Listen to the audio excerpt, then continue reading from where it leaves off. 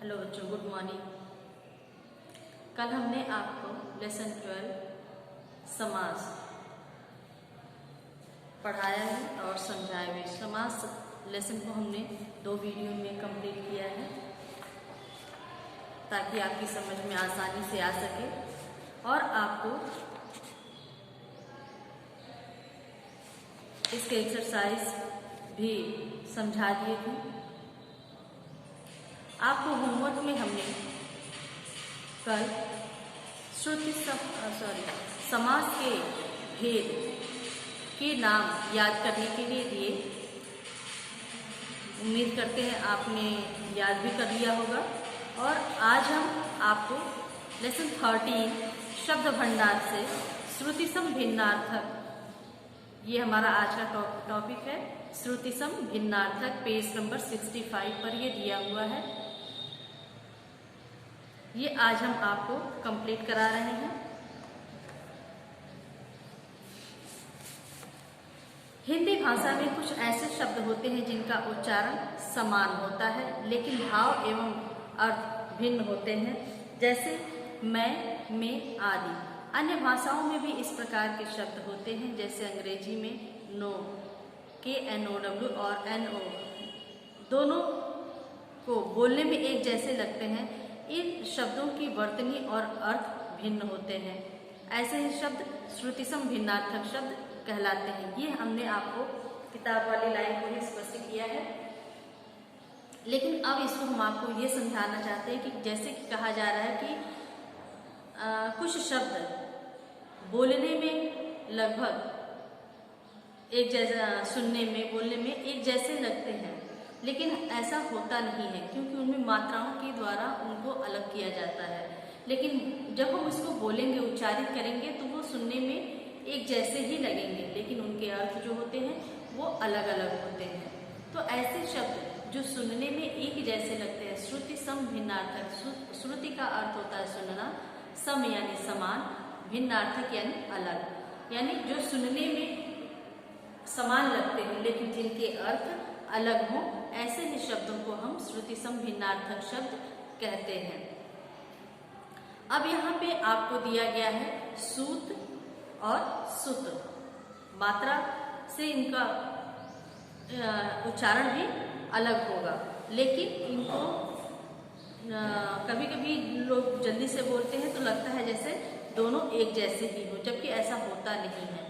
जैसे यहाँ पे दिया सूत और दूसरा दिया है सुत। सूत का अर्थ होता है सारथी और सुत का अर्थ होगा बेटा। इसी प्रकार से कोश और कोश दोनों का उच्चारण एक जैसा है, लेकिन फिर इनका अर्थ अगर देखा जाए तो ये अलग है। कोश का अर्थ होता है खजाना और दूसरा है कोश, जिसका यानी शब्द संग्रह। इसी प्रकार से अन्य भी आपको यहाँ पे उदाहरण दिए गए, जैसे अचार और आचार। पहला है अचार, जो आप खट्टे अचार खाते हैं, फलों से जो बनते हैं, वो अचार जो खाद्य पदार्थ के रूप में आप लोग इस्तेमाल करते हैं। दूसरा है आचार यानी व्यवहार, आचरण। अब इनको वाक्य के द्वारा भी स्पष्ट किया गया है, जैसे आम का अचार स्वादिष्ट होता है, और आचार से वाक्य बना है कि हमारे पड़ोसी वर्मा जी का आचार बहुत अच्छा है, यानी उनका व्यवहार, उनका आचरण बहुत ही अच्छा है। इसी प्रकार से और भी यहाँ पे दिए गए हैं, कुल मिलाकर के 12 ऐसे श्रुतिसम भिन्नार्थक शब्द दिए गए हैं और उनको वाक्यों के द्वारा उनको स्पष्ट भी किया गया है। जैसे फिर अगला दिया गया है अंदर और अंतर। अंदर यानी भीतर आना। मान लीजिए हमने कहा कि आप इस क्लास के अंदर आइए या इस क्लास के भीतर आइए, तो दोनों का अर्थ, अंदर का अर्थ हो गया भीतर, यानी जैसे हमने कहा ये क्लासरूम है, आप इस क्लासरूम के अंदर आइए या भीतर आइए। इसी प्रकार से अंतर, अंतर शब्द का होता है, जैसे किसी भी दो सामान दिए गए हैं और उन दोनों में क्या अंतर है ये आपको बताना, यानी भेद उसके कैसे है। अब इनको वाक्य के द्वारा भी स्पष्ट किया गया है, जैसे महंत जी मंदिर के अंदर है। अंतर में है दोनों बहनों में बहुत अंतर है, यानी भिन्नता है, भेद है। तीसरा है अनिल और अनल। अनिल का अर्थ होता है वायु, वायु यानी जिसको आप हवा भी कहते हैं, और अनल का अर्थ होता है आग। वाक्य बना है आज मंद मंद अनिल बह रही है। दूसरा है अनल, जंगल में अनल लगी है। चौथा शब्द है हमारा आदि और आदि। पहला है आदि। आदि का अर्थ होता है आरंभ यानी शुरुआत। इससे वाक्य बना करके दिखाया गया है कि ईश्वर का न आदि है और न अंत। आदि, आदि का अर्थ होता है अभ्यस्त। वाक्य बनाया गया है कि वह घूमने का आदि है, जिसको आदत भी कह सकते हैं। अभ्यस्त यानी आदत। पांचवा शब्द हमारा आता है पता, और दूसरा शब्द दिया गया है पत्ता। पता यानी किसी के रहने का पता, एड्रेस, जिसको आप लोग इंग्लिश में बोलते हैं। दूसरा शब्द है पत्ता, यानी किसी भी पेड़ का जो हरा हरा पत्ता होता है उसको यहाँ पे कहा जा रहा है। तो पता से वाक्य बना है मैंने लिफाफे पर अपना पता लिख दिया है। पत्ता से वाक्य बन रहा है कि पेड़ पर नए पत्ते आ रहे हैं। छठा शब्द है जवान, और दूसरा इसका श्रुति सम दिया है जुबान। पहला है जवान और दूसरा है जुबान। तो जवान का अर्थ होता है युवा। युवा यानी उम्र का एक पड़ाव आता है युवावस्था। जैसे बड़े लोगों के लिए जैसे 18 साल से बाद की जो अवस्था होती है वो युवा अवस्था में आती है। तो यहाँ पे जवान का अर्थ युवा दिया गया है कि आज के जवान भ्रष्टाचार के खिलाफ है। जुबान का अर्थ होता है जीभ। बिमला की जुबान बहुत तेज है। सातवां दिन और दीन। पहला है दिन यानी दिवस, जैसे आज कौन सा दिन है, हमने प्रयोग में लाया कि आज कौन सा दिन है। तो ये दिन का अर्थ होता है दिवस। वाक्य बना है इसका आज का दिन बहुत व्यस्त रहा। दूसरा शब्द से बना है दीन। दीन का अर्थ होता है गरीब। वाक्य हमारा बना है इससे सुदामा बहुत दीन थे। आठवां शब्द दिया गया है बाघ, और दूसरा है श्रुति सम में बाघ। बाग का अर्थ होता है उपवन या बागीचा। बाग में रंग बिरंगे फूल खिले हैं। जबकि दूसरा शब्द है बाघ, एक पशु, एक जानवर है बाघ, जो शेर की प्रजातियों में आते हैं। बाघ हमारा राष्ट्रीय पशु है। नवा शब्द हमको मिला है शोक, और श्रुति सम में है शौक। शोक, शोक का अर्थ होता है दुख। शोक का अर्थ होता है दुख। वाक्य बना है इससे कि रमेश की मृत्यु हो जाने पर उसकी पत्नी शोक में डूब गई। शौक, शौक का अर्थ होता है रुचि। शौक का अर्थ होता है रुचि या पसंद भी इसको कह सकते हैं। मुझे क्रिकेट खेलने का शौक है। 10वां शब्द है और श्रुति सम में है और। और का अर्थ होता है तरफ। वाक्य बना है खिड़की की ओर देखो। और शब्द जो दिया गया है इसका अर्थ होता है अन्य। और का अर्थ होता है अन्य। वे और क्या काम करते हैं। इस तरह से हमारा वाक्य बन गया कि वे और क्या काम करते हैं। नंबर 11 पे हमें शब्द मिला है मेला। श्रुति सम में है मैला।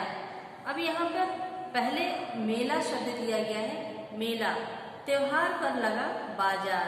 जैसा कि कोई भी त्योहार आपका आता है तो उसके दौरान जो चहल पहल दिखाई देती है, जहाँ आप खिलौने खरीदते हैं, अपनी ज़रूरत की चीज़ें लेते हैं, घूमने के लिए जाते हैं, तो उसको ही कहते हैं मेला।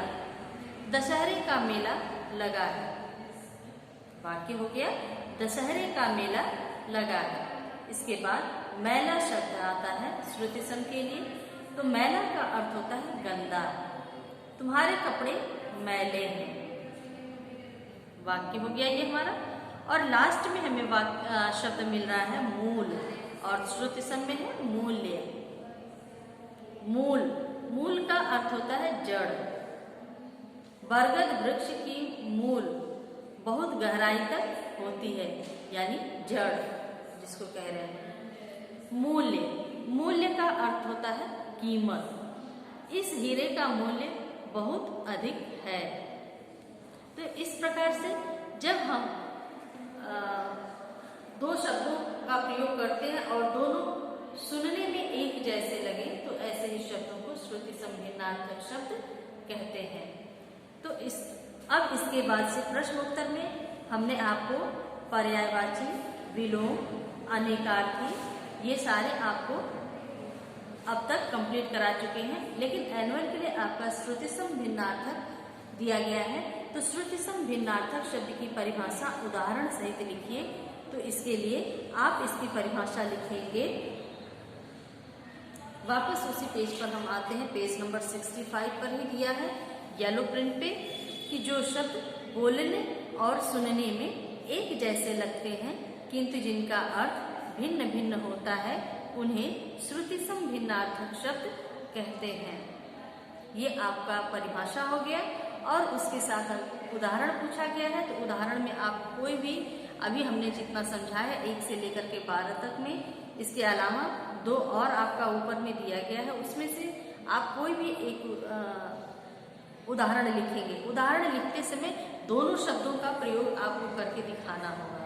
जैसे मान लीजिए पहला आपने लिखा सूत और दूसरा सुत, तो ये दोनों शब्द को आप लिखेंगे और उसके अर्थ को भी दर्शाएंगे। और इसको वाक्य में भी अगर आप प्रयोग करके लिखेंगे तो ये आपको और आसानी से समझ में आएगा। इसके बाद एक्सरसाइज में आपका पर्यायवाची दिया हो। पर्यायवाची का पहला दूसरा दिया गया है, ये आपका कंप्लीट हो चुका है पिछले एग्जाम में। चौथा प्रश्न हमारा है विलोम शब्द, ये भी आपका कंप्लीट हो चुका है। अनेकार्थी शब्द 5वां है, ये भी आपका कंप्लीट हो चुका है। और लास्ट का जो छठा प्रश्न दिया गया है, ये आपका श्रुति सम भिन्नार्थक से है। इसको हम आपको अभी ओरल में समझा दे रहे हैं कि पहला दिया गया है खुले डैश में सैर अवश्य करनी चाहिए। ऑप्शन में है बाग, दूसरा शब्द है ऑप्शन में बाग। तो इसमें सही जो जवाब है वो है बाग। खुले बाग में सैर अवश्य करनी चाहिए। पहले में आप लिखेंगे बाग इस तरह से।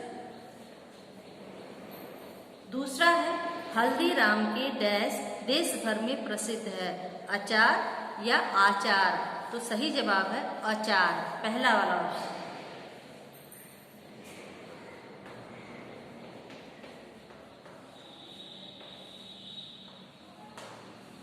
तीसरा है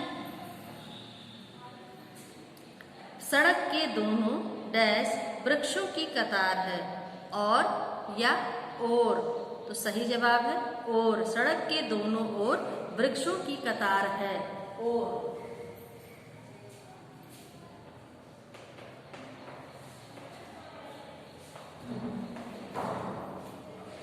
नंबर 4, मुझे चित्रकारी करने का डैश है। ऑप्शन में दिया गया है शौक या शौक। तो सही जवाब हमारा है मुझे चित्रकारी करने का शौक है।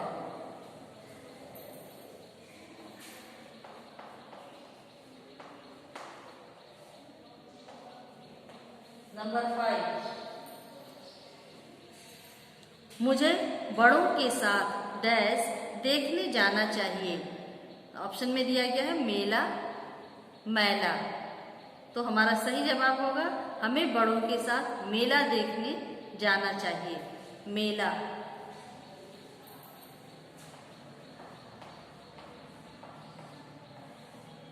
इस तरह से आप अपनी बुक में इसको कंप्लीट कर लीजिएगा। तो आज हम अपनी क्लास यहीं पे समाप्त कर रहे हैं, लेकिन आप अपना होमवर्क आज का नोट कर लीजिए।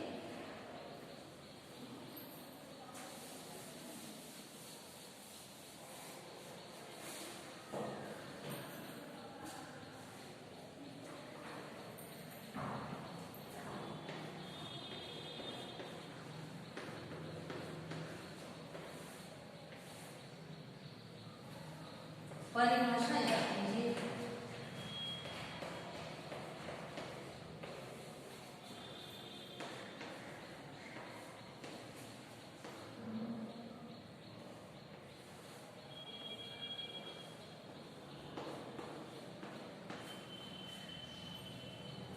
श्रुतिसम भिन्नार्थक की परिभाषा आपको याद करनी है।